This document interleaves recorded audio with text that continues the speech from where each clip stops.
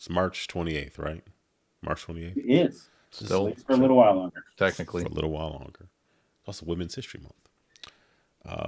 It's GameEnthus is. Podcast, episode 457. I'm one of your hosts here. My name is Aaron. Tiny is here. Hey, what's going on? Doing this podcast with you. I'm happy to be here. As am I. I have a lot to say, more than usual. Good. Excellent. Mike, you're here as well. That was the voice that you heard when. What was? Okay. I don't know. What Professor Frank-like response was that? Oh, Leiden. Lion. Yeah, I don't know. Yeah, I'm here. All right, you're here. Tell us what's going on, Mike. Give us an update. What have you been up to? Yeah, so what's it been, like 3 weeks since we did a show? Yeah, something like that. a little while. So, I think it was 2 weeks ago. Had thrown out this idea of getting together specifically for something. I guess I'll save for a little bit later. But met up with friends of the show, friends of real life, Ben C, BC Terps, and Donnie, right? NDV 138. I think is the number, at Ocelot Brewing down in Northern Virginia, which, I knew it'd be like, roughly 2 hours to get down there, but it felt like a long drive to get there. I mean, thankfully, that's went over to Ben's place and he drove the rest of the way. So much appreciated. That's cool. But it's a cool place. I will say the beer was nice. The rest of why I wanted to go, I'll save for later. I did run into a random, slightly older than me gentleman, who kind of just started. He asked me a question, got to talking about something, and he happened to mention, "Oh, I'm here repping my podcast." And I was like, oh, what's that? And so it's the Classic Pinball Podcast. I was like, oh, okay. So I'm there and Makes sense. pulled it up on the phone. And we got to talking about it. I mean, there's a bunch of machines there. And, that was what drew me to be interested in coming to this place. We got to talking a bit and, I checked out a show. I mean, I do feel like there's some dividing lines between the politics of the two of us a little bit, but outside of that, I think he's knowledgeable, and there was stuff that I learned from his show. And a most recent episode, he happened to mention that he had met me. So I'll also say hello, George, and if I see you again, I'll say hello again. Who knows? But I with this new pinball journey that I've embarked upon, I have much to learn, and I will happily listen to people who can educate me on things that I'm not yet privy to. So it's kind of cool to be into something just sort of new to you, isn't it? Because there is a lot of history to explore. There is. Unbelievable. And this movie that's recently come out, I don't know that it's really been screened in like US theaters. It's been in like, I don't know which of these like film festival things, won some awards. I believe the name of the movie is actually called Pinball: The Man Who Saved the Game. About I think I haven't watched it yet. So Roger Sharp, I think is the guy's name. Basically, the point of the movie is in the 1970s in New York State. I think in large portions of New York State and or city. I'm not entirely sure because I haven't seen it. Pinball was illegal because it was considered gambling. Yes, I do recall something to that effect. Yeah. And even prior to that, there were, it's been mentioned in a lot of things that, that I've listened to. I think we've all sort of listened to some podcasts and things over the years that a lot of machines were destroyed throughout history because they were considered illegal machines and gambling, thrown into the Hudson or whatever. Wow. They are and the point of, yeah, it's exactly. and also come to learn, lead paint for residential use was outlawed in 1978, but not for commercial use. And pinball machines are considered commercial items. Why? So pinball machines. Why would lead paint have been okay? But it's Well, there's a isn't the multitude problem with of lead paint that you have to ingest it, and the assumption is maybe there aren't children eating paint chips at a store. and the reality is the reason that lead is in paint is because it makes the paint much more durable. It It does. Yeah. it really, I mean, outside of the health concerns, it's a better paint. So I haven't done any sanding on my whirlwind machine, but something recently caught my eye in that there is quite likely some lead in the paint on that thing. So I may actually do a self test on it to determine that, because I do have the necessary equipment to check that out.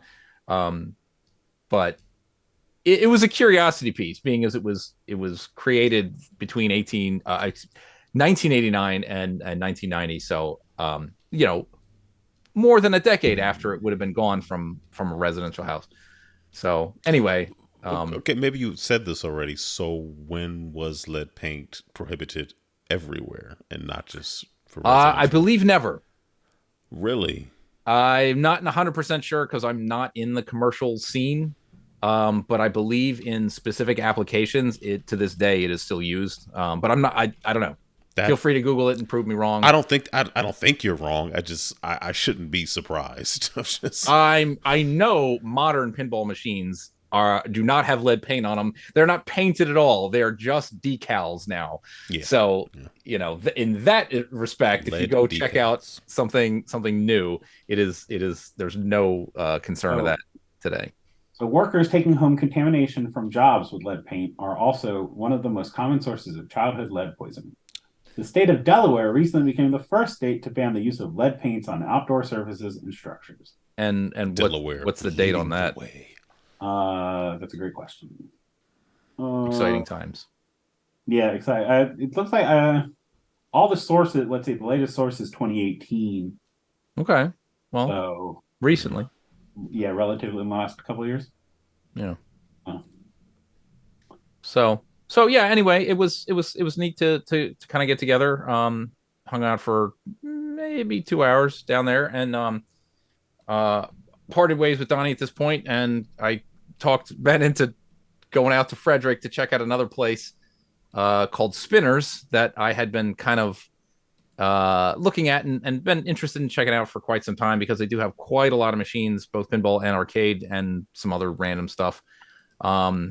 I was pretty disappointed with the place, though. I will say a lot of the machines were not in very good working order, to the point where at least one of the rubber bands around one of the mechs had snapped and was just sort of dangling out into the play field and caused the game to not work right. Like a parasol.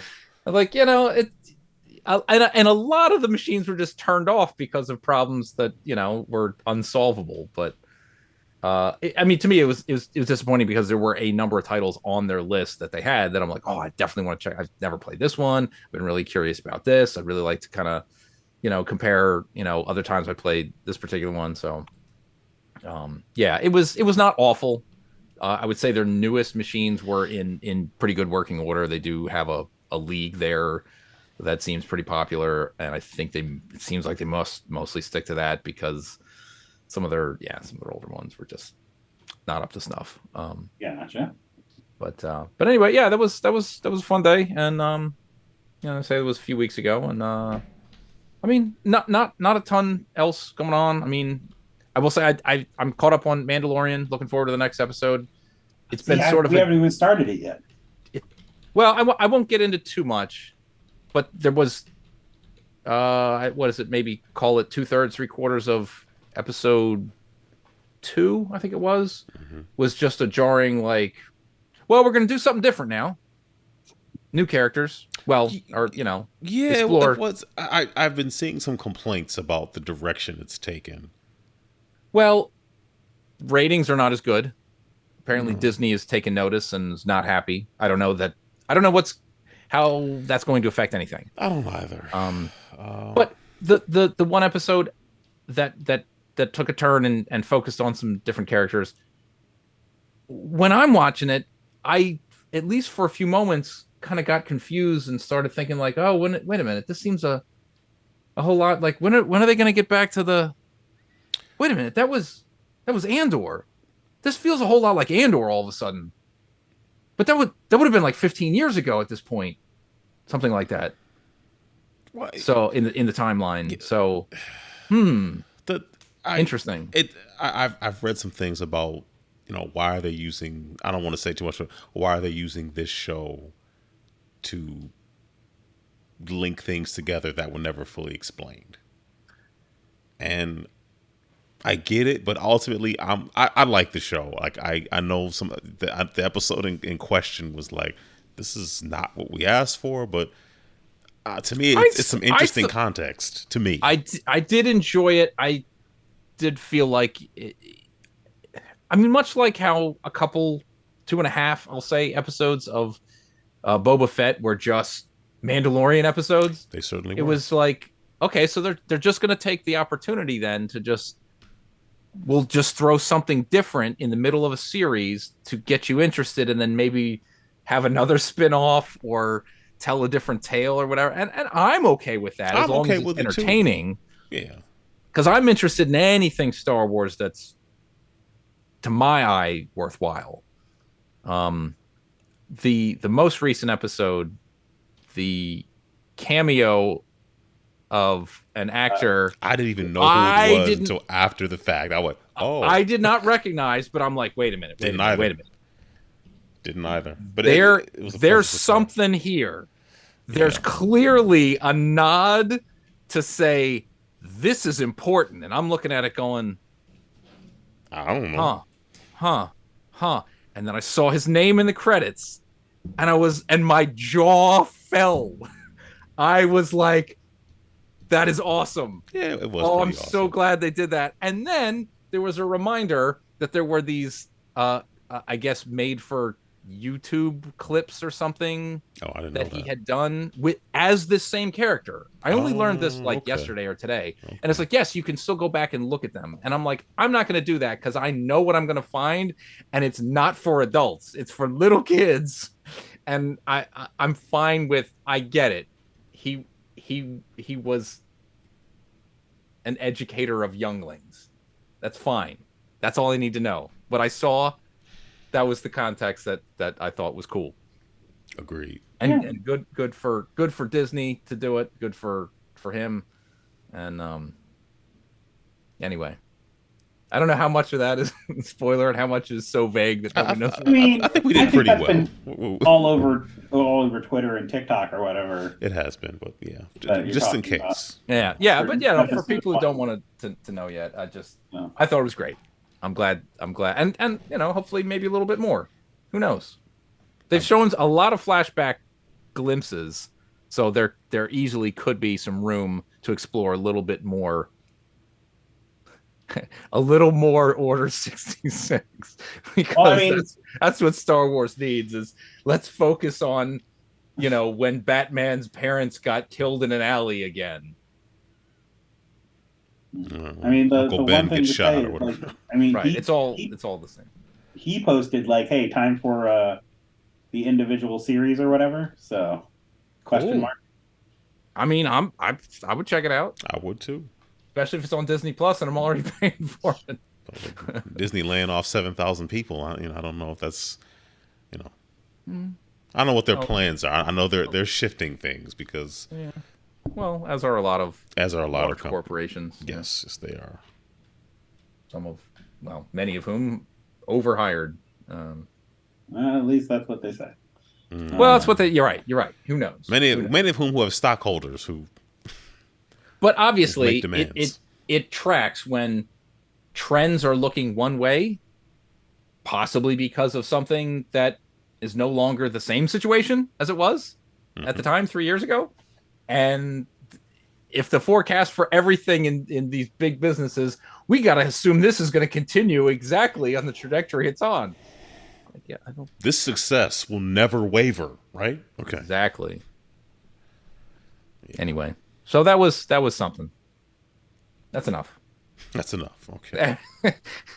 Aaron, what have you been checking out? Last couple of weeks we watched. My middle was raving about a movie called The Menu.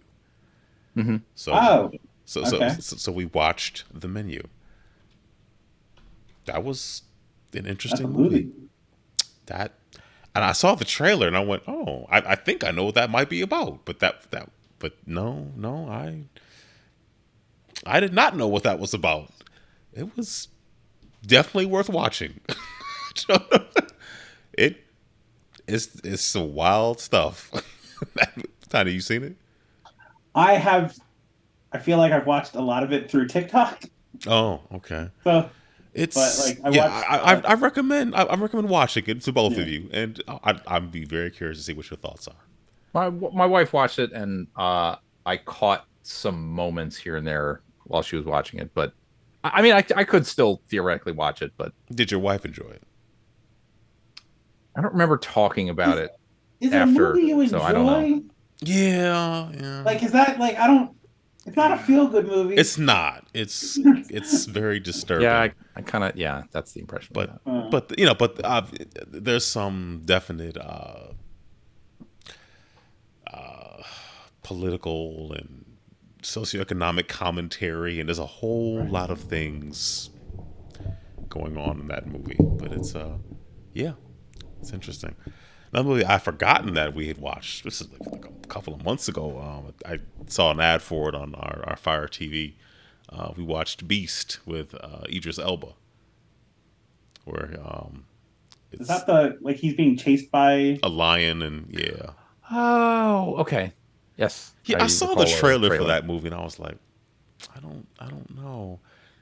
It turned out better than I thought it would be based on the trailer. It's, I mean, it's not fantastic or anything, but it was better than I thought it would be. Was the spoiler at the end that he was being chased by Kelsey Grammer? I see where this joke went. The X-Men Beast, Yeah. Oh, Fun, which is fun funny time. because in the menu, one of the main actors is also the guy who plays Beast in the The other Beast. like The other plays actor. young Beast, Yeah. the main dude you're following. I Yes. mean, theoretically, I could have Yes. used that actor's name, but I do not know it. So I don't know it either. I just know he plays Beast from like New Class. oh, what is his name? He's evil British young guy. Like that's Is what it I like know. Nick Holt or something like that? Something like that. Yeah, yeah. It was all right though. I mean, you know, and the CG was Who was made by computers. yes, yes. Like some of it was like, wow. Other parts are like, what? Like, what? But you know, it was all right. So Okay. those things happen. I did go to PAX East. Friend of the show, friend of real life, my cousin Ben and I went to PAX cool. East, and then on Sunday we went along with his girlfriend and his sister, also my cousin. So we did a day with them. It was fun. I felt like I saw more of everything. I think last year I spent so much time in tabletop. I missed out on a lot of the video game stuff, but this year I definitely made it a mental note to like. I mean, I very much intentionally made sure I walked around and saw at least glanced at everything. You know, how was the crowd?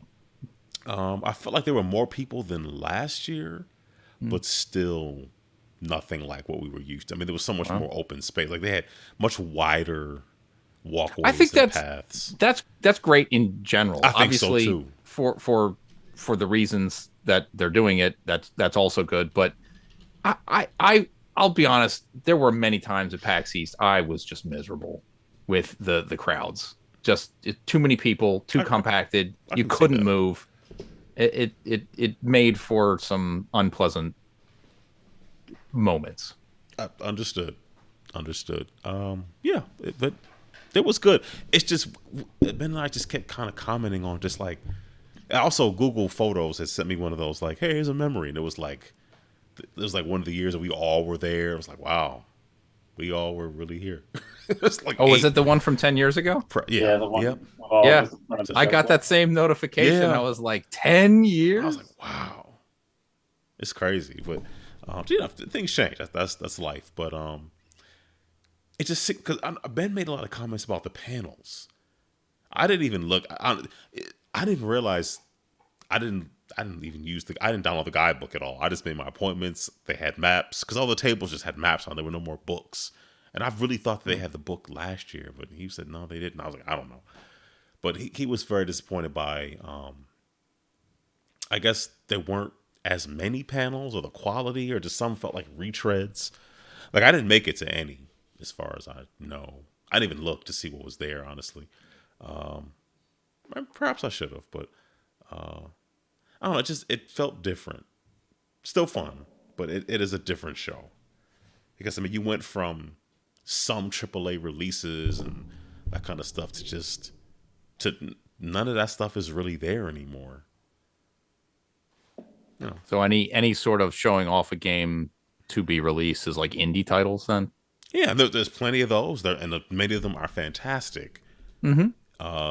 It's a different show, and I'm skipping in on the outline, but I'm thinking about the E3 stuff that I saw from was it Kat Bailey? She's the news editor over at IGN. I mean, she's over at IGN. I mean, we all knew that E3 was a shell of what it used to be. I've never even been, but I mean, just right. But Ubisoft's not showing up. Yeah, like no one. Yeah. I mean, I shouldn't say no one, but Devolver Digital is not showing. A lot of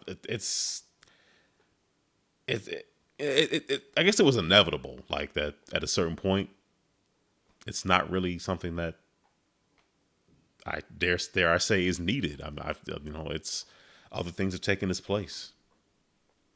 Well, see, is it that it's not needed, or that it's just not well run or cost? Like, because Games Week is still happening, and Yes, all it of is. them are still participating in it. Yeah, for the most part. Microsoft is going to run their own event parallel to it. That's true. Yeah, you're right. You're right. It might be the. It might be. I think it's more an ESA problem than And I think the head of the ESA or head of Repop, somebody left. Oh, because that's the other thing. Repop now runs it. Yeah, and Repop also runs. Those don't know Repop also runs PAX. Right. So I don't know. Well, maybe E3 will be like booths for all of the sponsors of all of the video game podcasts. Harry's and HelloFresh, and the Factor, bunch of VPNs. Yeah, VPNs. Nord versus Express. You can sign up for them and get some of your Tender Bits trimmers or whatever. Sponsor Con. Tender Bit trimmers.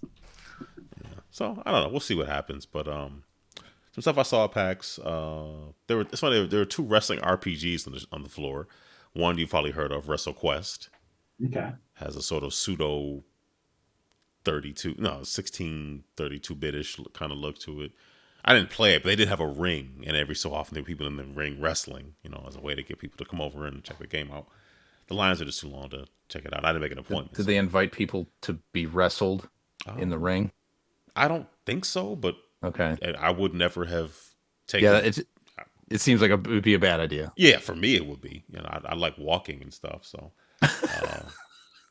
big fan. I checked out Wrestle Story, made by TikTok Games. They made why am I drawing a blank? Pixel. The game where like you go from like being like a single pixel to like a 1632-bit looking character. I can't think of the name of the pixel something. Anyway, it was fun. Kind of had that Mario, Paper Mario kind of timing thing going on where you hit certain button presses and stuff. Seemed pretty neat. I did an appointment with this company called Crit Rate, and what they're doing is they're trying to like get people.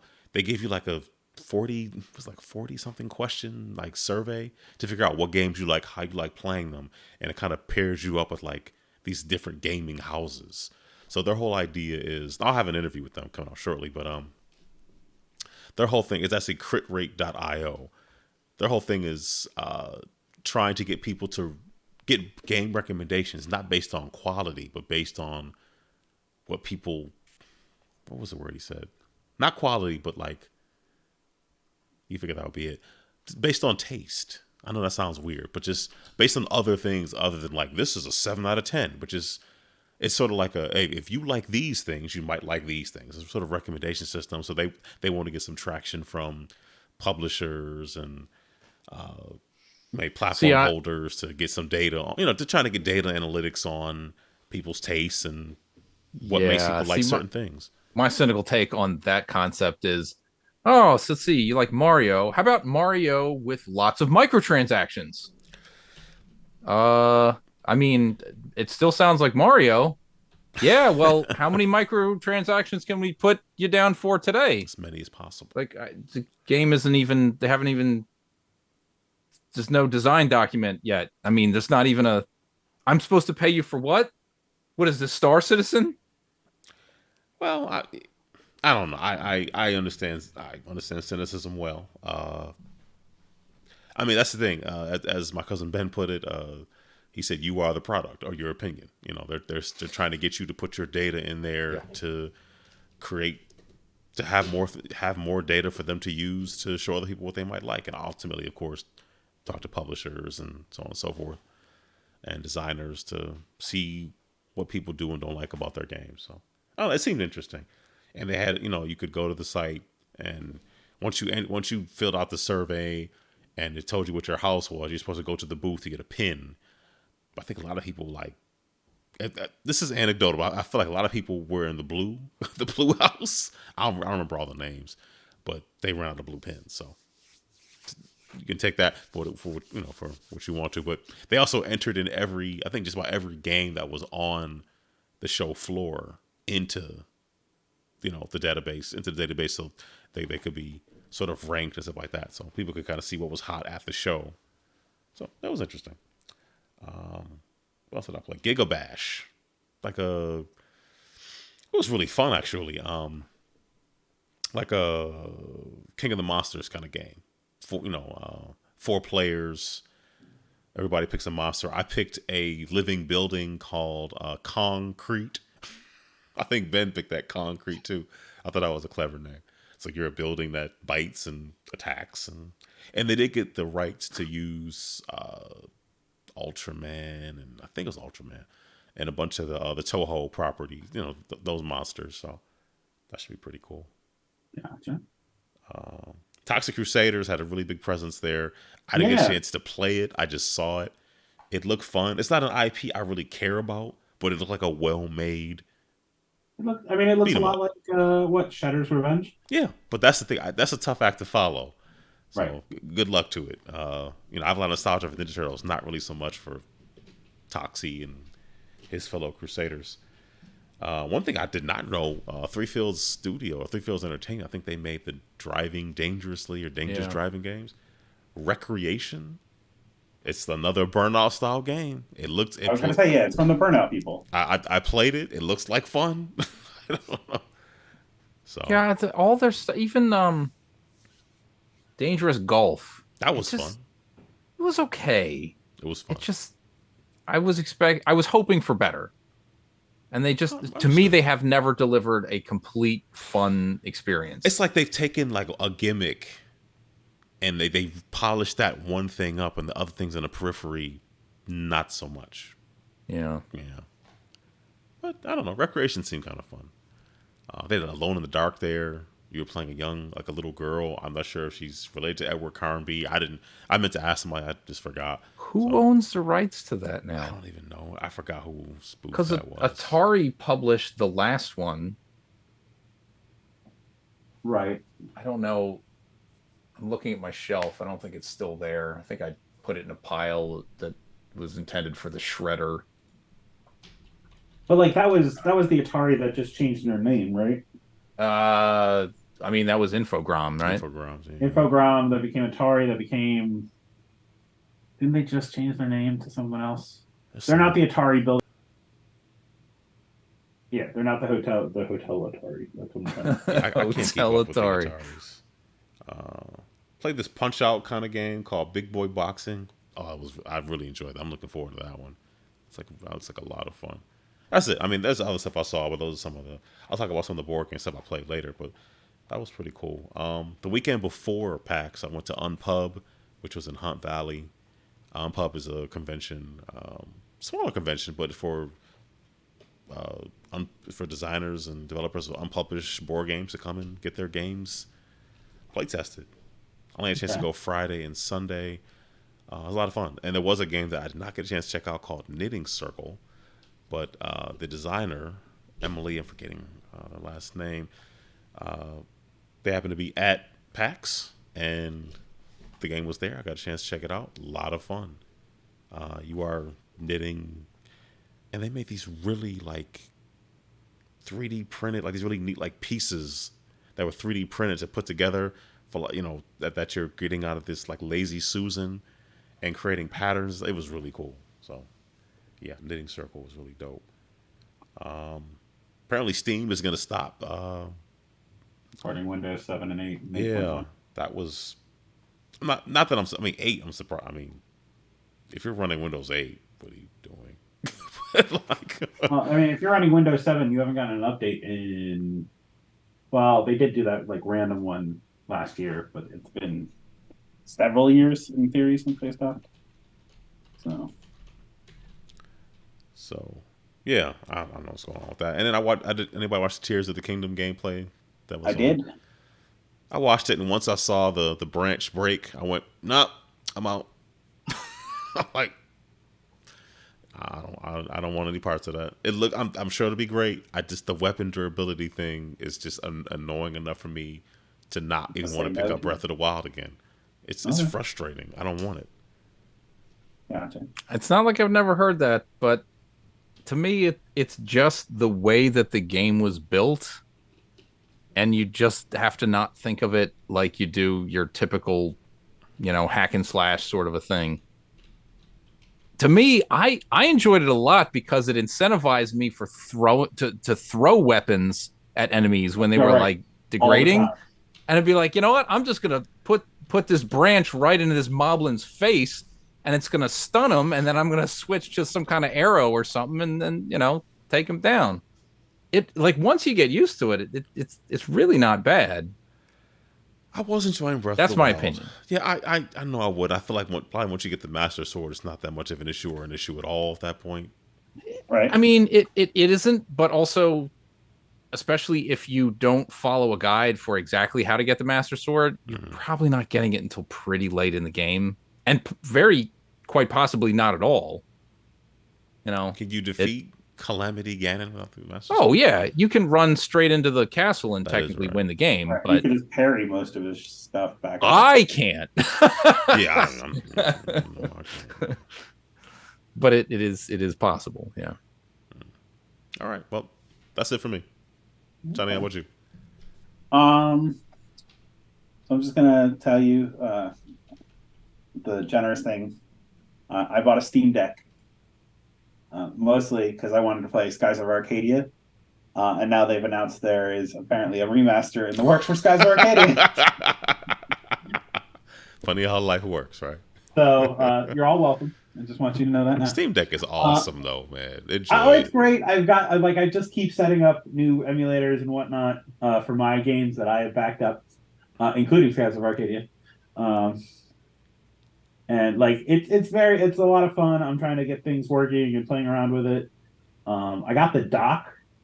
Mm-hmm. Which one did you get? The official Valve dock? I got the official one. I just ordered it. I got the JSO one. So, and it's nice, but like I don't know why I'd ever hook it up to a TV. It's like it kind of looks like a PS4 at that point. So, like playing Skies of Arcadia is nice on it. It looks better than what I can play on GameCube.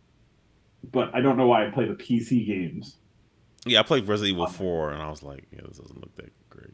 Or so I mean, it could be like a really portable way of bringing some very low specs needed multiplayer games somewhere, like Heave Ho or something like that. Yeah, so I have like Ultimate Chickle Horse and Spider Heck installed on here, which happens to also be games that will be played at Extra Life United next week. Sure. That's a fun game. So yeah, I think so. On that note, though, I will say this now: you have 8 months and 8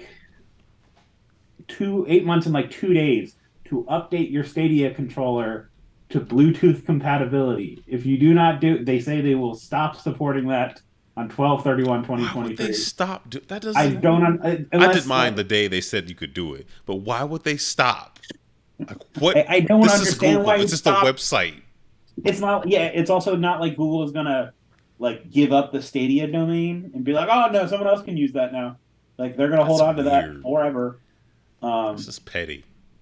But I did that, and I've been using my Stadia controller as the Bluetooth controller I hook up to my Steam Deck, and How's that working out? I just use a it's not bad. Xbox. I mean, it sees it as like an Xbox 360 controller. Okay. So, um, so yeah, so that's been cool. This thing, I mean, it's a fun little device. I popped a It, it, 512 it's Metro. comfortable, isn't it? It is. Like I find it so much more comfortable than the Switch in handheld mode because Well, it's see, I like the larger. Switch in with the whatever Oh, the Hori ones. the Hori, yeah, the Hori Yeah. Shout out to pads. Mike J. So, but like it's comfortable. I like playing it. I need to figure out some things like does Dolphin support save states? Because like there are times where I'm playing Skies of Arcadia that I lose a bunch of progress because I haven't gotten to the next save. But I went into desktop mode so I could transfer some more PS2 I games to it. feel well. I mean, I've been playing through Punch Out Wii on there, and it So yeah, so saves. I've got to figure that out because right now I'm only using the in-game save system, and it's like, oh, Yeah. cool. No, you couldn't just add like a shortcut or something And that's what, yeah, to I've got to do look at that. that kind of stuff. You could throw Yuzu on there too and play a lot of Switch stuff. But, that you own. That you own. I mean, I have the Wii U set up because I wanted to play Wind Waker. So, uh, Wind Waker HD. The Waking So, of Wind. so yeah, so I mean, so that's been the big thing. And again, you're all welcome. Um, other things, real quick. We watched the Uncharted movie, and that movie wasn't good. Yeah, I never saw it. It's on Netflix if you want to watch it. It's been on there for a while. Yeah, Yeah, it's still not good. I'm not I like surprised. everyone's de-aged for some reason. Yeah. Mark Wahlberg just plays Mark Wahlberg. Does he smoke Uh, cigars? I think at the end he's like there's a like after they get through their heist or whatever, and you see like the next opening, which I think is supposed to be a reference to like the beginning of Drake's Fortune, the first Uncharted game. They're not making another one, are they? Please tell me they're not. I think they are because like it did super well for them. Oh well, then that Like makes people saw sense. it in theaters. Don't know Uh, why. yeah, it wasn't good. I did not enjoy it. Neither of us did. On the other hand, something that is very good so far, Picard season 3 has been awesome. Okay, it's funny. On Sunday night after we came back from PAX, everybody except me had very much seen Picard season 2 and season 3 episodes 1 through 5. I've skipped all of 2 and just saw episode 6 of season 3. Episode 6, a real good episode It to was a watch. good. They brought me up to speed, Uh, But yeah, I I was did like, not watch season 2 because I got like I actually think I'm like I'm not sure I even watched the first episode. I know it was a time travel, and Q was supposed to be in it, so I'm going back to watch season 2 now. But this one, like it's just Next Generation it pretty season much 8 or is. whatever. Yeah, no Wesley. Everyone's coming back that I was gonna say didn't die, but there's at least one character that came back that did die. Or, Spoilers. so but like it's great. Like it's been pretty fun to watch so far. If you have access to Paramount Plus or other ways, I would suggest watching it. They did like season or episode 6, the one Aaron you watched, is a heavy references episode. And Ben was able to explain all the deep cuts because I would have known nothing. Like a lot of, and they keep referencing the movies. I'm very surprised that they're referencing the Next Generation movies.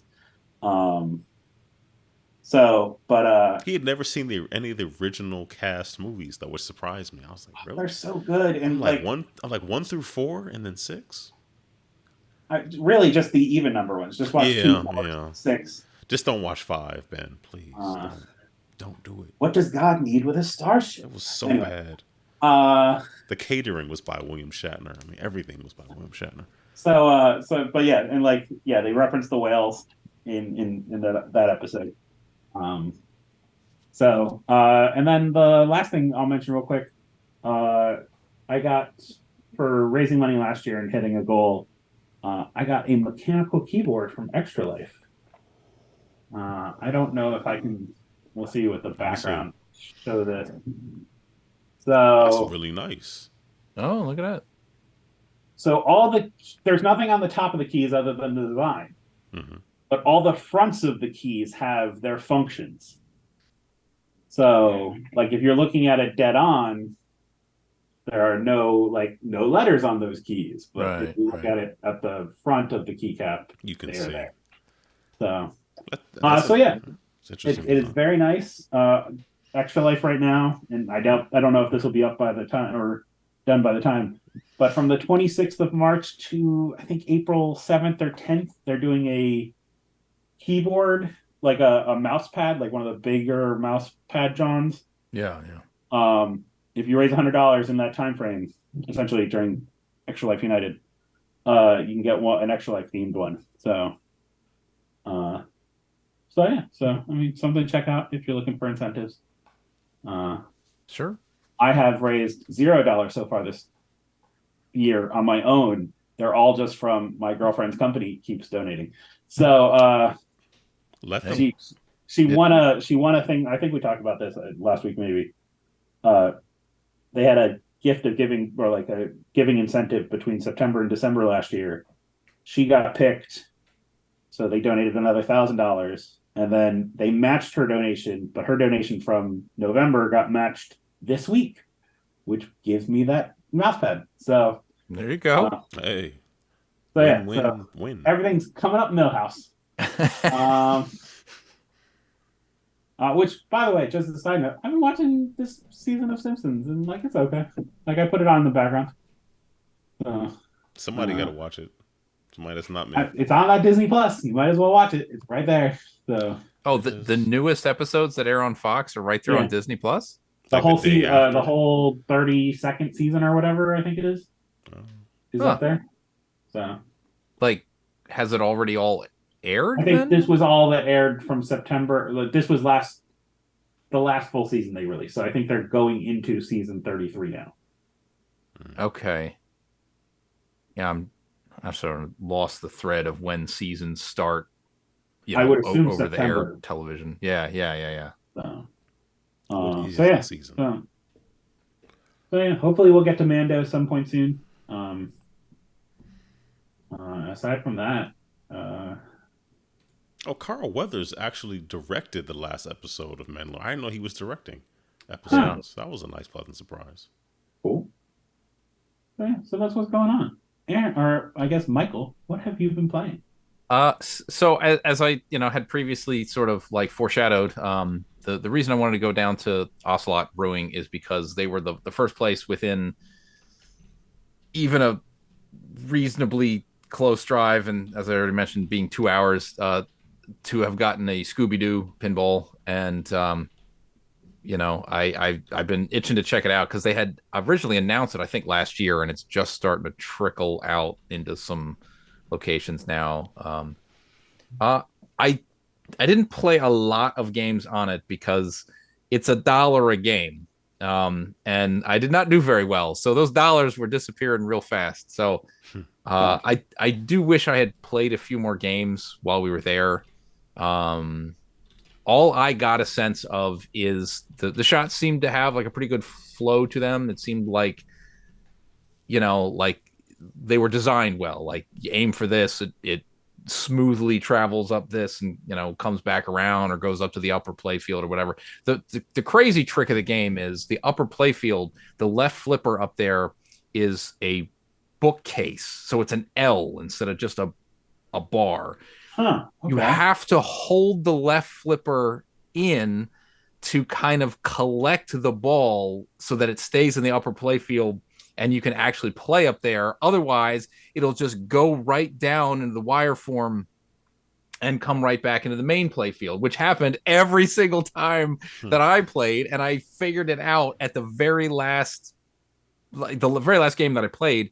And then I never caught one in time. So I never even got to play around with that.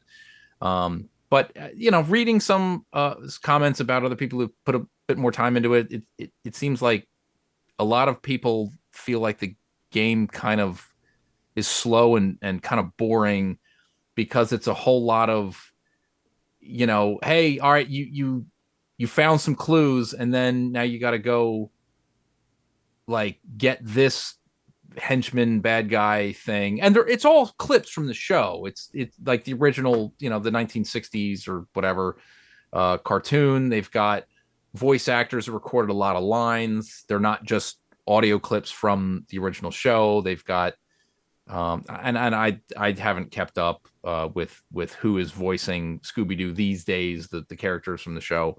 But it's, professional actors. They got all in there. But it's like you kind of do that, and then it's like, all right, well, you got to hit this and hit that, and that's all quote unquote finding clues, or like it's like kind of like turning over stones. You'll make a shot that's a question mark, and it'll say, oh, well, there was nothing there. Find the clue elsewhere. And so I don't know. I'm not really sure. I'd like to put some more time into it. I'm not driving another 2 hours to play it. I'm going to wait until there's some place a bit closer that has one to try that some more. But they had a lot of other games there, and one of the ones I had never even seen before was Sopranos, which Stern had made quite a few years ago, and apparently did not do very well. Like, they didn't make a whole lot of them, and the reception of the game was not all that great. But since then, it has become a little bit more desired. Apparently, it's like pretty good for tournaments or something. That I'm not into that scene at this point in time. But I got to try it out, and I thought it was fun. I did like it. It almost kind of bummed me out that it isn't something that I might see again somewhere else. Because I don't think I'm going to put a whole lot, more time into something if I don't have some place to play it. But yeah, it was cool. I wish I had the opportunity to play some more. And then the last one, real quick, I'll mention.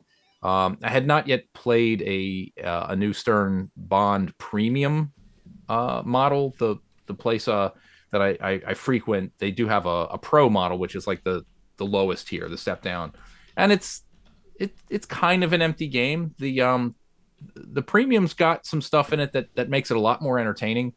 Some ball locks up on the upper left, and a little jetpack James Bond that has a magnet that picks up the ball and like flies over to someplace else and drops it off. It's like, yeah, this is cool. This is fun. I like that. So that I liked a lot more than the pro. So, but once again, if it's not going to be around, I'm not going to see it too much more. The only other thing I'll switch to like actual video games. I don't remember if I had mentioned that I'd played this on the last show or not. It's been a while since I got back to it, but I did complete the first level of Hi-Fi Rush, and I did enjoy what I played, but it was like almost 2 hours to get from start of game to you're at the base, which is not exactly a spoiler. It's like a general video game theme. You finish a level, you're at the hub, you do stuff or play the next thing. And every time I think I want to play some more, I'm like, how long is this next level going to be? Because I don't want to necessarily commit like 2 hours here right now. And because of that, I haven't touched it again. So you couldn't save in between that? I probably can. Okay. I don't know. I don't know. But yeah, that seems interesting. The level just felt very long. And, I mean, maybe a lot of it was tutorialistic or whatever. Like a lot of robots telling me, hey, try this, try that. It's one of those games where the longer I go between when I played it and the next time I play it, I might start forgetting how to play the game. And at that point, I'm going to go, well, I'm not going to restart it. I guess I'm never playing this game again. And that's a real thing where it's like, okay. I'm almost there at Ghost Song already. I'm like, I kind of forget how that game plays now. And I did want to go back to it. That was that Metroidvania kind of indie game that took 9 years or whatever to make. Really nice art style with like very flowing animation, very interesting. I liked it, but I haven't got back to that either. And every day that goes by, it's a little bit more like maybe I won't. Yeah, no, that's a real thing. So, and as you can tell from what I said, I've been playing a lot, more pinball. So that's your new thing. That's cool. It takes up time. It's a different set of time, and I'm playing a lot in my own house with the ones that I have. I had a really nice game on Whirlwind the other night, like completely obliterated the score, my high score from that, and I'm sure it's not like an official ranking or whatever, but Pinside tracks, like people could enter in their scores, Mhm. and it was something like 80th all time for a game that's 33 years old. It's like, but then you compare it to number one, and it's like 8 times the number that I got. It's like, But I'm assuming it feels good to like really unlock and get it. oh, yes, it is. It is. That's the crazy thing, and I think I mentioned this before, where it's like, yes, there is a clear dividing line between what pinball is and gambling. However, the same endorphin rushes that you get from gambling are right there. Oh yeah. And it is by design.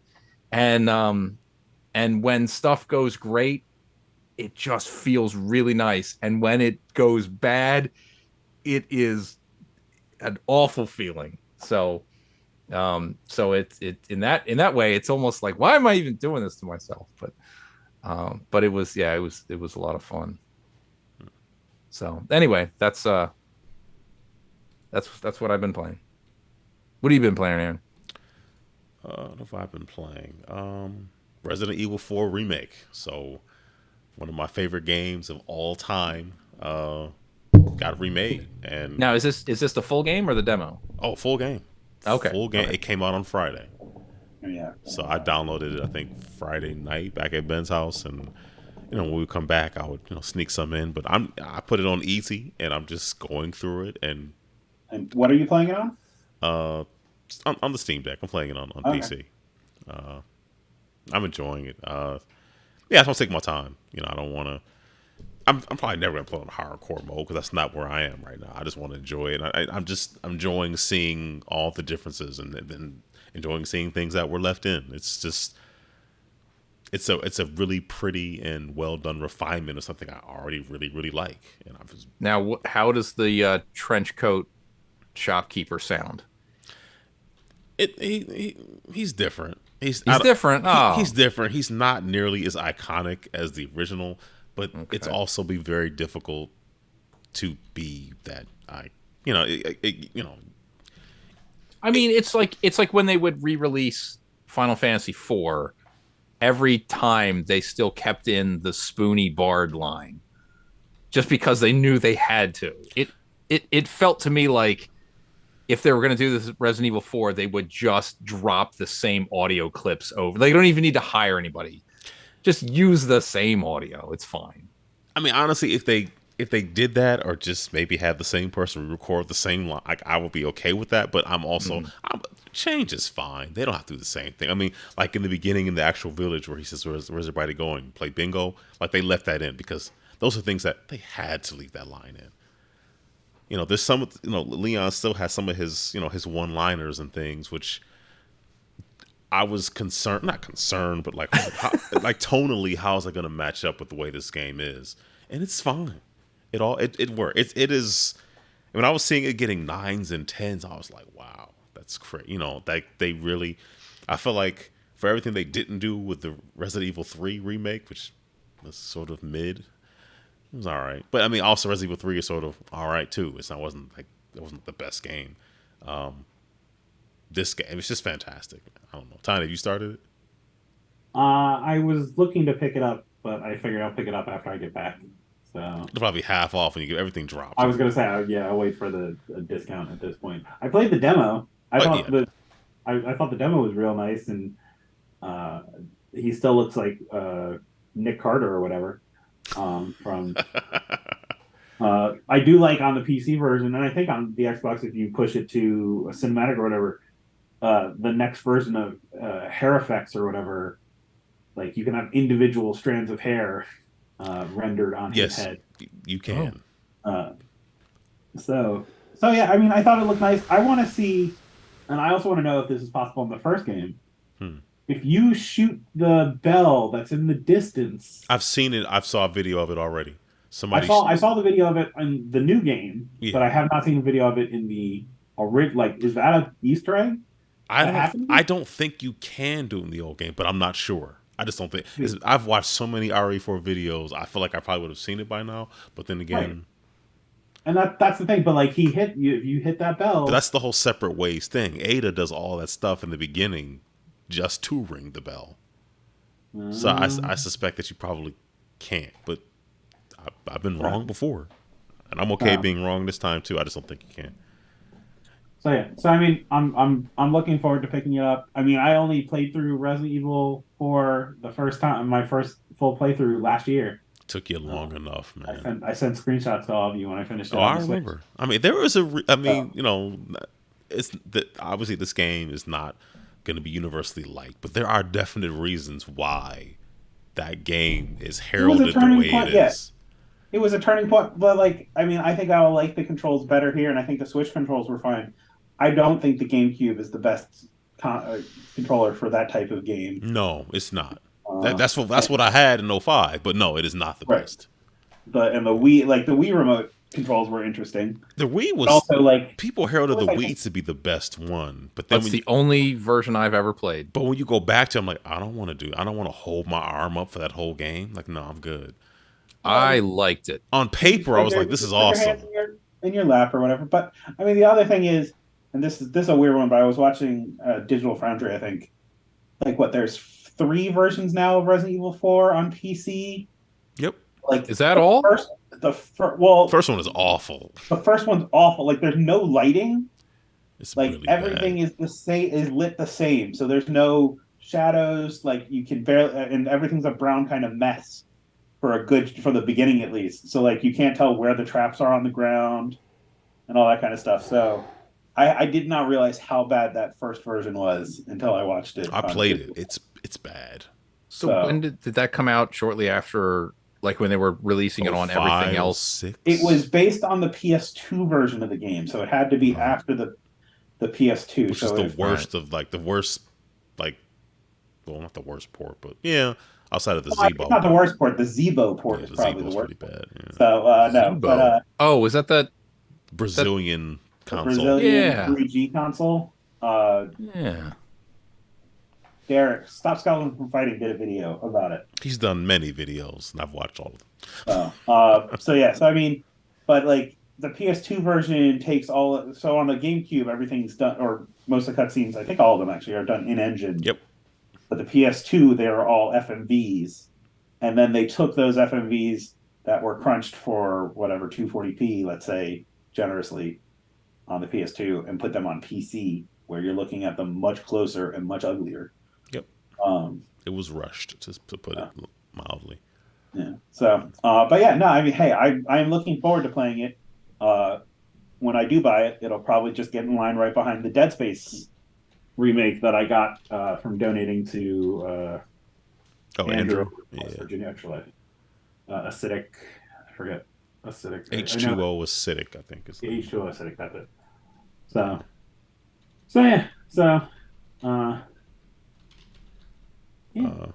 So what else have you been playing? Well, a couple things I kind of forgot to put on here, but at PAX I played a game called Blackout Protocol. So sort of a top-down, 3/4 view action game co-op. I think it's based on 3-player co-op, and did an interview with the Ben and I played, and then did an interview afterwards, and we asked about friendly fire because friendly fire is a thing, and the designer said it's intentional and friendly fire is going to stay on. Like you don't shoot your don't shoot your teammates.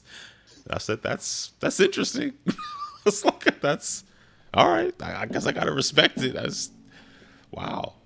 Because there were some times where I threw some grenades, shot some bullets. I hit one of the devs. I hit Ben. It was just, very polished. I think it's coming to PC first. We play with just mouse and keyboard. They had a setup there, so it's pretty cool. And Mike, you might find this interesting. I played Infernax with one of the designers. Yeah, I saw what you just wrote, so I Googled it and I'm watching the video right now. Yep. So so Infernax says co-op.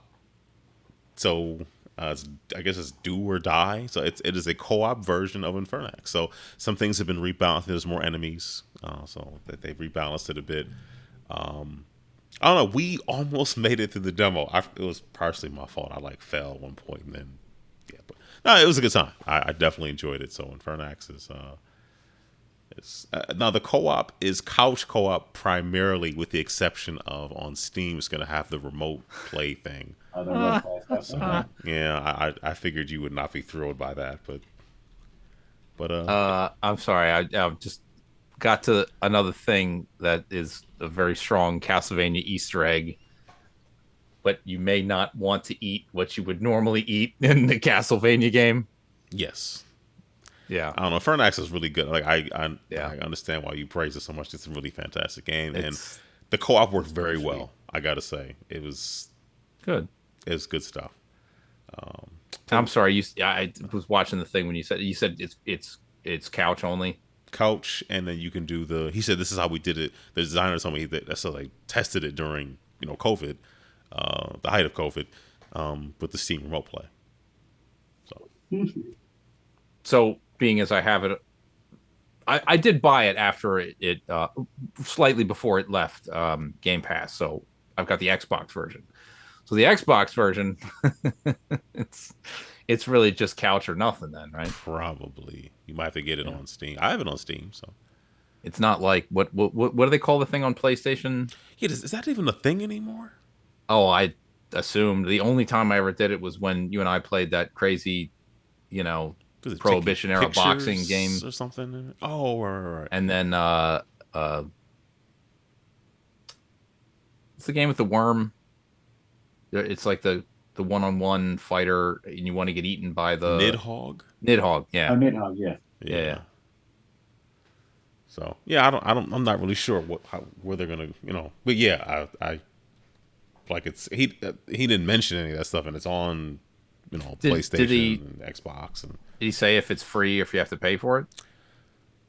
it's a good question. I did ask if you own the game, is it going to become this version? I think he said yes, but I'm not absolutely sure. Okay, So, but I did think of you. I was like, I appreciate it. Buddy Yeah, of mine I is a huge Infernax fan. I He's a knew nothing tattoo on about his it. forehead. Not gonna happen. Okay, a man can dream. I recently picked up right before I left to go to PAX. I picked up finally, even though I know the third one's coming out, but whatever. Well, fourth, Meta Quest 2. I finally picked one. I haven't won one for a while because I want to play games on it, and then I know I can use it to play games on my VR games on Steam VR games. So I finally Gotcha. picked that up. So I played a little bit of Resident Evil 4 on there. It's really good. It's just I have to get used to it. It's different, but it's intense.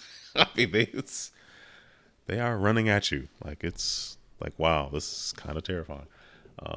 But yeah, I'm really enjoying the Meta Quest. So All right, well, cool. let me see what else did I do. I ran through Resident Evil Village again, as I want to do. Right, I don't know why I ran through that, and I thought I ran through Resident Evil Village, and I got about halfway through. That's another replay of Resident Evil 2, the remake for that. And then I don't know, I got stuck, and I was like, well, 4 is coming out in like 2 days, so I'll put this down and I'll just pick Gotcha. up 4. And then I checked out a game called Super Indie Carts on Steam, which is pretty good. I gotta Is say, that like that? Does that have Shovel Knight in it, for example? I think it does. It has a ton I feel like I saw of something indie about it. characters in it, so that's pretty cool. I'm trying to go through this real fast. Board game stuff that I played. So at Mike, you played Splendor, correct? Yes, many times. Many times. So Ben and I were just walking around. We had met some people earlier, and a couple, and they said, "Hey, do you want to play this game called Flourishing with us?" They're like, "It's sort of like Splendor." So we played it. You're trying to you're like growing, you're like getting flowers and things to complete bouquets. Is it bouquets? It's like Splendor, but like with like another like couple of different layers on top of it. Very fun game. The rules are only in Japanese, and BGG does not have Board Game Geek. Does not have Board Game Geek normally has all type. That's like normally the one-stop shop for rules and variants and pictures and things. There's no English rules, so I think the husband took his to use his phone and Google Translate. And Yeah. we sort of just made our way through. They had played it previously. Very fun game, but I don't know how. I don't think anybody's localizing it, but I really enjoyed it. It's like Splendor plus plus. So really is. Well, the rules language barrier may be an issue to try to play it in my house. But if there's an option, something in the future, somebody translates or whatever, Yeah, it was could be, definitely a could lot of be. fun. And a game that's very high on BGG right now called Heat Pedal to the Metal. It is from Days of Wonder. It's a racing game, and you are racing cars on a track, and you have a deck of cards, and you're trying to, as like, well, we played on like I think the base track. As you hit corners, if you hit a corner like too fast, go too many like basically it'll say like the corner will have the number 7. If you go through that area with more than like 7, like going more than 7 steps on your turn, like moving 7 spaces based on the cards you play, you'll like Okay. spin out. So it's like about managing, not going too fast, going too slow, and you kind of, and then you add heat to your deck. So as you add heat to your deck, it just fills up spots and just takes up space that you could have point cards to get further in, to make, to go to get ahead, to win the race. I mean, it's one of these games where like you can't find it. It's been sold out. Like every time it comes out, people just snatch it up. Like a friend of the show, a friend in real life, Kyle, is very excited about Heat. I texted him when I was playing. He said, "Oh man, you're playing? I'm jealous." So I just tell him, I said, "It's fun when you buy it. I'll play your copy. I don't know if I need to own it, but it is fun. It is. It definitely. And we play like the base. I know you can add all types of things to it, but you have like a gear shift on your little board in front of you, and if you go up 2, you take on heat. If you go down 2, you take on heat. But if you go down to like gears like 1 and 2, you get to reduce heat. So you get to take some. If there's heat in your hand, you can put like back in your heat pile. You just don't want to clog up your hand with things you can't use. So, it was really fun. And then I left Monday afternoon. So Ben, his girlfriend, and I were playing a game called Decorum. Mike, I think I've told you about this one. Tom, I told you about this one as well. It does sound familiar. So Decorum is like you live with people, you're with the person, your roommates, whatever, and everybody gets like 3 or 4 cards. I think in a 3-player game you get 4 cards, but normally I think in a 4-player game you get 3 cards that give you requirements. Like you don't want anything blue on the first floor. You want the bedroom upstairs to be painted green. You want at least 2 styles of different things in every room in the house, but everybody gets different requirements that they're trying to meet. It's cooperative. We were like racking our brains, like trying to figure out how to satisfy everybody's cards. It is very fun, but man, it is wow. it was like burning our brains because you make a change. So like one of mine was you want there's 4 colors. So red, green, blue, yellow. One of my cards was you want all 4 colors of paint in the house. Doesn't matter where they are. Just each room has to be a different one of the 4 colors. So they're all represented. So if I changed one of the rooms downstairs to green, every time you make a change, you ask you ask people you're playing with, how do you feel? They can say like, up, like they're okay with it, thumbs up, middle of the road, whatever, or like no, it's negative because it goes against something that they're trying to do. So a very fun game. I don't know. I'd recommend it. I really like that game, but it can get a little crunchy, but it is fun. And you can't communicate. You can't say, hey, well, this is my thing. But every 5 turns, like 5 rounds, you can share one of your cards with someone else. So at least they have some context. Oh, you only want green things in this room. So now they'll have a better understanding going forward of why you've been hating everything they've been doing or why they're replacing everything you've been doing. So very fun. Your description of that is bringing back memories of The Mind, that card game where you can't communicate. Yep. And you have to emphatically gesture about how. Yep. That's that sounds entertaining. Yeah. Yeah, that's a good one. And then on Pub, I had a chance to play The Wolves. That podcast that I did with Ashwin and Clarence that went up when we first kind of came back, they designed The Wolves. So they were nice enough to teach myself and some other local content creators, Justin and Benita. They at Unpub, they taught us the game. We played. I did horribly, but I really liked it. there is area control in it. Basically, you have a wolf pack that you're trying to go out there and score points by getting territory and claiming different areas. Very fun game. A lot of pieces to it, but once you understand what things are, it really makes sense. And you can only, and it's kind of cool. You have this system where these 5 different cards or 5 different like tokens are double sided, and when you flip something over, you want to create like you want one environment to come up 2 or 3 times, because then that allows you to go to that environment and get your wolves into it and sort of like lay claim to it. Very fun game. Let me wrap this up. And then the last thing I'll mention is I had a chance to play Starry Night Sky, designed by Emma Larkins. She also designed, I don't know if you've ever heard of Abandon Our Artichokes. Very fun game. Have you all played Ticket to Ride before? Yes. I have not actually ever played that. Oh, okay. But I'm aware of it. So it's not Ticket to Ride, but it is a game where you have cards that have different constellations on them, and you are trying to discover them. So if someone else discovers something that you need along the way to get what they need, it still benefits you. They don't know it's benefiting you, but it can. So I really enjoyed it. It's you take, like, on your turn, you reach into a bag, you take out 3 stars. You place 3 stars into these little circles on your own little board. And then when you move to a constellation, you can only populate it with stars from one of the circles in front of you. You can't just take it from whichever one you want.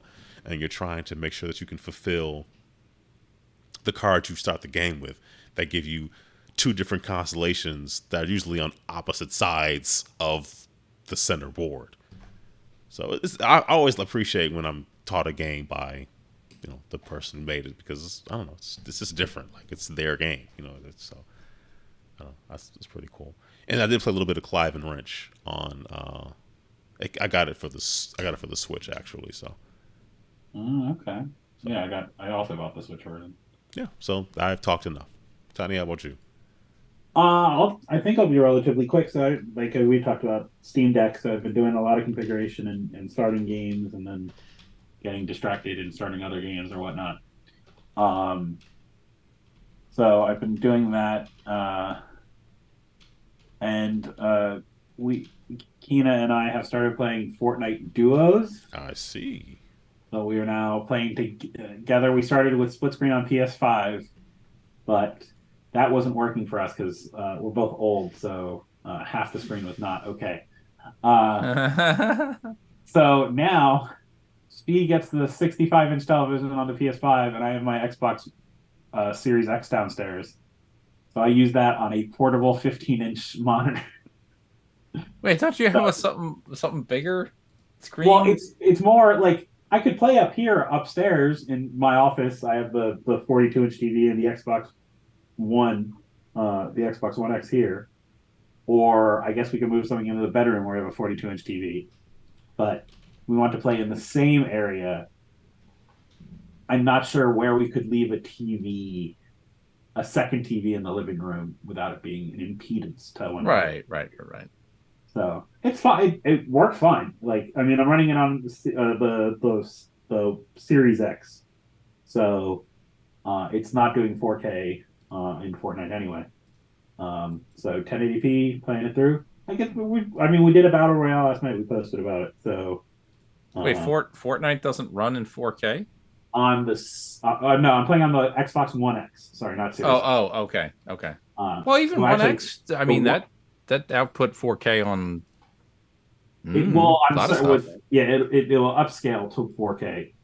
Okay. Darn well better.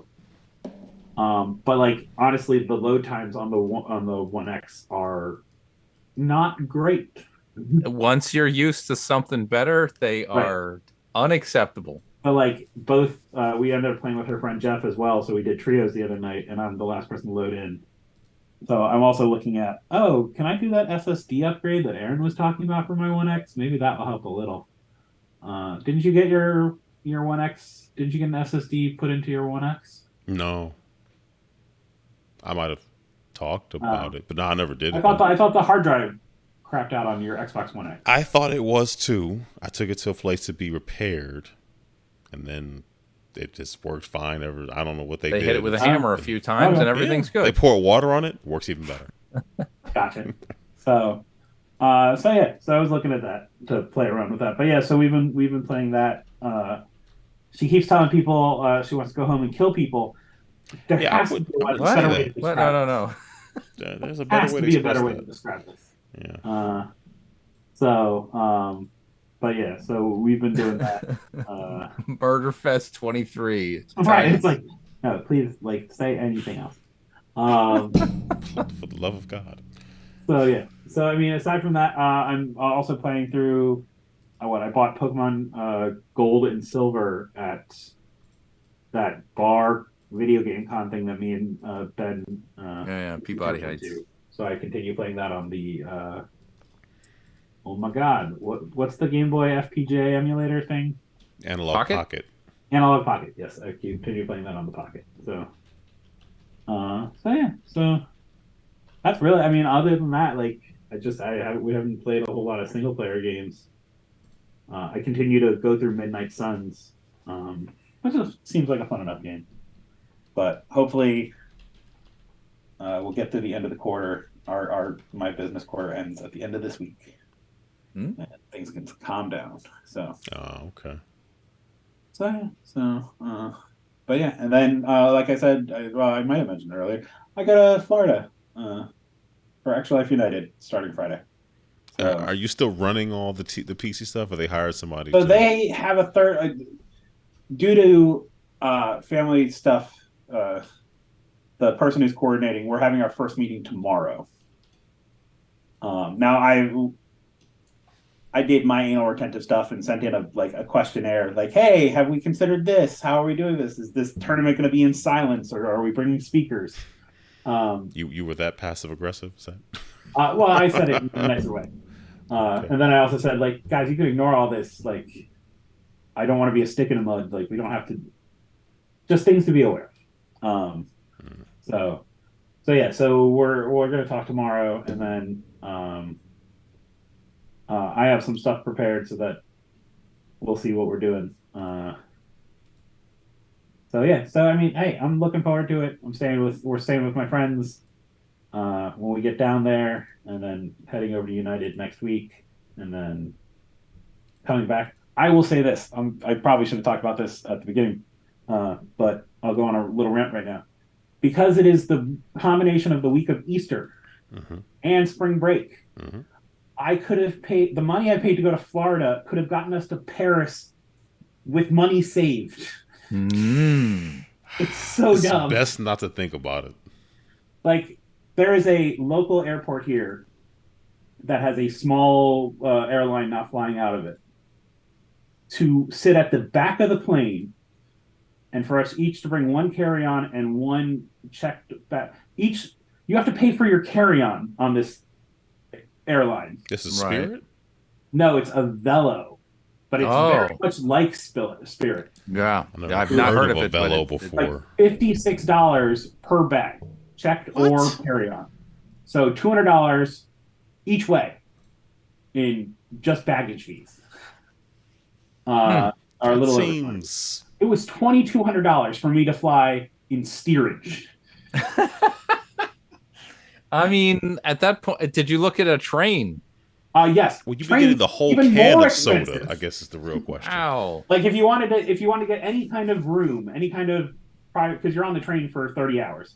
Yeah, it's a long time to not have a private room. Time. Yeah, so like to do any room or any like the little roomette that I did last year, like the dungeon, like the little cube you live in, more than twice. Like, luckily, I found, and as my sister calls me, a plane snob, I found a part of an international flight coming from Philly, hitting Orlando, that had relatively cheap for, like, we paid $200 more than a Velo, and we got first class seats both ways. I'm perfectly happy with that solution, but like, it is dumb how much it was to fly these. Oh, wait. So, did I hear this right? You're actually have travel booked for a part. You're not going to take advantage of the rest of the flight. No, we're not doing the like. Oh, we booked to Cancun, but we're getting off in Orlando. No, this is like the flight is part of it, like a layover for an international flight. For other travelers. Right, for other travelers. Okay, We are just picking gotcha. it up in Philly when they stop there, and we are then taking the continuous flight down to Orlando. But like, I looked so dumb how expensive it. That sounds. My sister is bringing her family to Seattle. They leave the day before us, and they are paying less for 4 people. I was like, oh, this is so dumb. Yeah. So, yeah. So, air travel is terrible. I was surprised when we were talking about the other day when I was reminded that PAX East was a thing. It's still, even if I wanted a last minute flight to Boston, I mean, it wouldn't obviously be as cheap as it could have been, but it wasn't terrible. I think it's just a function of there's 19 flights a day back and forth from BWI to Boston Logan on Southwest, and they're just like, I don't know, we're not gonna charge $900 for something that other days we charge $49 for. And that's the thing. So like this Avello, there are times where you can fly to Orlando for like $110. Yeah, but not like that's when they run their cheap weekends or whatever. Not with a bag, apparently. Yeah. Also not with carry on. Not with anything with you. Like you're just wearing the clothes on your back. Do you need to sit down? Well, that's another $400. At that point, it's you had to pay. So after buying the ticket, you pay for the seat. That sounds like worse. What? Get you to the door, and then based on where in the plane you wanted to be, it ranged from like $30 to $100. This is starting to sound like you might have been better off hang gliding to Florida without a strap. Funny thing is, my dad texted me. He's like, "Oh, have you checked these guys out?" And I just sent him the screenshot. I'm like, "Yes, here it is. It's $2,200 for us to go." Yeah. They've been checked out. I understand. I can be a bit of a plane snob. I'm gonna go check like the model of the plane, make sure we're sitting in a nice spot, not next to toilets, for example. I'm looking at the map. They fly like the Midwest. They only fly to Colorado. Wow. They only have like 4 or 6 routes right now. Yeah, that doesn't sound like no. But like Keena has a friend that did, and they took it down, but then it was more expensive to come back, so they flew another airline back. But like they flew down for like $100, $200. Like that's great. If I could get that, I would have happily done that. That was not what we were able to get. So, that sounds like crazy talk. Yeah. So, but anyway, so I'll be at United. There's what I mentioned them earlier: Spider Heck, Ultimate Chicken Horse. Oh my god, I forget what the third. And then there's a mystery game for the fourth. I forget what the third game is though. Fall Guys. Third game is Fall Guys. Which, just by the way, and I really do enjoy this. Fall Guys is in their like 3rd season or something right now. Guess what day their season is supposed to end? What? That Extra Life United. Next Tuesday. Oh. And there definitely won't be a multi-gig update when that. Yeah. Speaking of seasons, apparently Multiverse, they said, is shutting down for the rest of the year. Multiverse has been in beta this whole time. So Multiverse is just getting shut down. Like they're not version 1. It's dead. It's just dead. And giving no refunds. It's just dead though, right? Like this is not coming back. I mean, probably. It was fun. Why don't they just say that? That just seems like, come on, like stop it. Like I mean, they shut down practically anything else that opened in the last like 2 years. Right. Yeah, we're gonna come back in 6 months when you don't care. Like, no, nah. Yeah, I'm definitely uninstalling it. We're gonna pivot the other way. We're gonna come out with a box retail game. So it doesn't work and has nothing but LeBron James in it. Yeah, we've decided. You know how League of Legends went from a box game to an online free-to-play game, and became the biggest thing in the world. We're gonna do the exact opposite. We're gonna buy all those discs, those unsold discs of Bloodborne from Five Below, and we're gonna sell those with a sticker on it that says Multiversus, and it says functions just the same as Bloodborne. Also, we'll only ship on CD. Battleborn. Did I say Bloodborne before? Yep, but we know what you mean. Sorry. You're all good. Battleborn. We'll only ship on CD, just because we weren't able to get the cassettes that we really thought would give the authentic feel for. I only accept tape backup versions. It'll be just like EverQuest 2. It'll come on 22 CDs. Sir, what is the least reliable media you could put this on for me? A kazoo? I'll take it. Get out your record player. Hook it up via MIDI port. We're gonna have somebody holding a needle, and we're gonna scratch the record for you. Craziness. Anyway, we've definitely lost the thread here now. Exactly. So, but on a very unimportant but related note, I did as I went through my old stuff this past weekend, unearth my TI 99 4A with its cassette recorder, add-on, and some completely unused cassette tapes that are still shrink wrapped.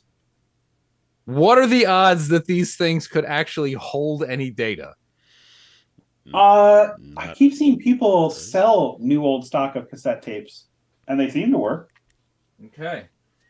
So, well, I hope for the sake of whoever wants to buy this crap from me, I hope it works. But yeah. All right, we ready to? Yeah, let's get out of here. Mike, anything you want to say on the way out?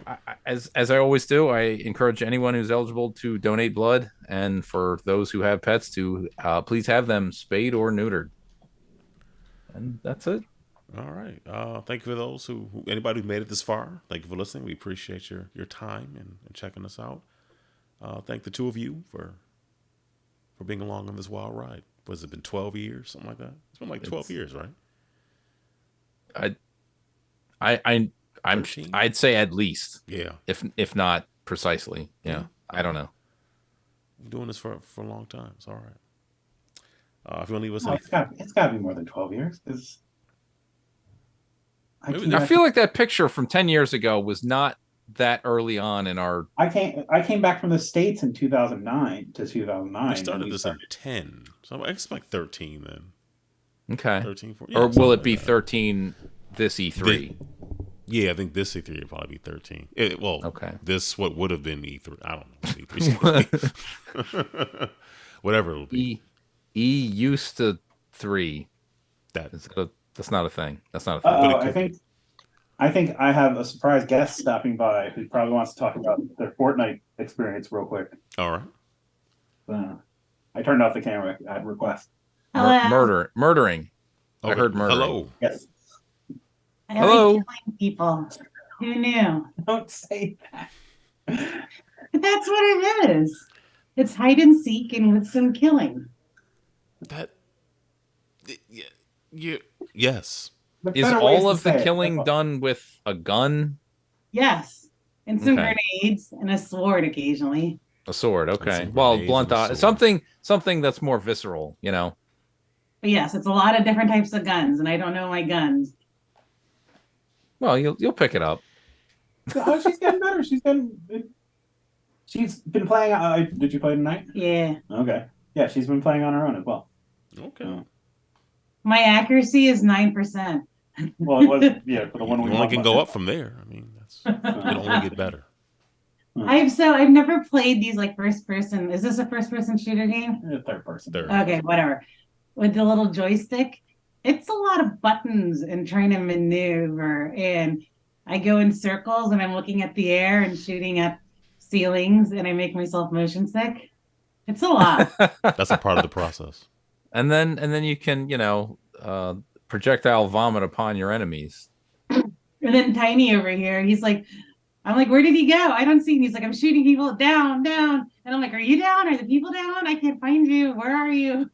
It's a lot of me just running around, spazzing out. The important hitting thing all is the buttons and then accidentally throwing like slurp juice at him. She's very nice. She'll heal slurp juice. Sometimes. I don't know what that. I don't know. I don't know what that is. I don't know. The important thing is you're playing it and you're enjoying it, hopefully, and trying something new. Yeah, hopefully. That's the important thing.